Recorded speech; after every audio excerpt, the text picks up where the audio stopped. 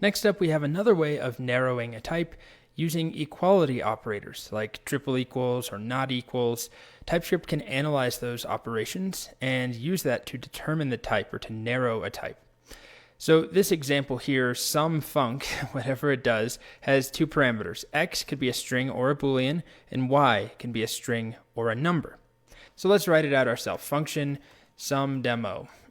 And then it accepts x, which is of type string or number. And then it accepts y, which is of type string or boolean. And then in here, if we look at x anywhere right now, of course, it's going to be string or number. TypeScript has no way of knowing if it's a string or a number. And we could use type of. There's a lot of things we could do. But one option is to do if x is equal to y. The only way that's even possible is if x is a string and y are a string and they're the same string, right? Now, if we were doing double equals, then that's a different story because we could have x as a number, right? We could have let me go to my console here.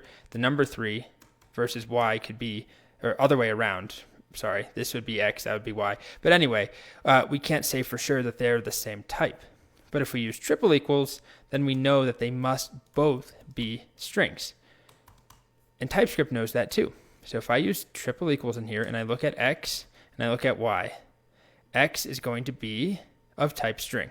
Y is going to be of type string. That's the only possible answer. The only way we can make it here is if x and y are of the same type. But if I use double equals, what about now? Well, TypeScript doesn't really catch that, unfortunately, and it still thinks we've narrowed the type more.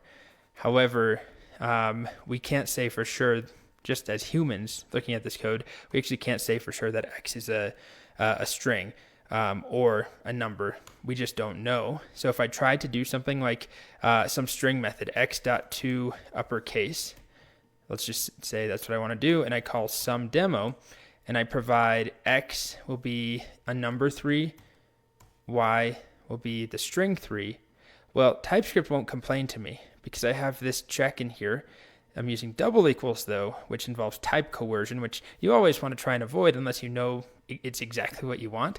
And if I run this code right now, oh no, we got an error and TypeScript didn't catch it. One of those few things that slipped through the cracks of TypeScript. It's not perfect. And I'm sure maybe there's a reason for this and why this behaves this way. But you would think for how smart it is with all the other type narrowing and type guards that it could figure this out, that double equals leaves a lot of wiggle room, right? This could be a number as it was right there, and this still evaluates to true, but TypeScript is going to say, yep, that's a string. So be careful with that one, but this is less common anyway to use an equality check, I would say, although it would be more common to do something like this. If x is triple equal to, the string 3, then we know for sure that it's a string. Well, we know for sure more than that. It's a string of exactly this literal type 3.